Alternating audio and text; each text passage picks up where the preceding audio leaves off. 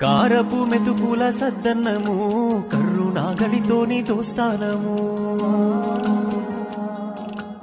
ఊరి గుడిసే ఇంటి స్థావరము ఓపిక గల్లది నీ జన్మము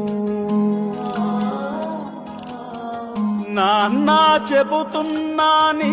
కథగానము కల్లార చూసిన నువ్వు పడ్డట్టి కష్టము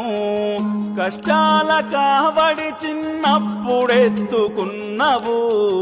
కన్నీటి నీళ్ళలో ఇప్పటికి ఆడుతున్నవు నీ రుణం ఎలా తీర్చుకుందుమే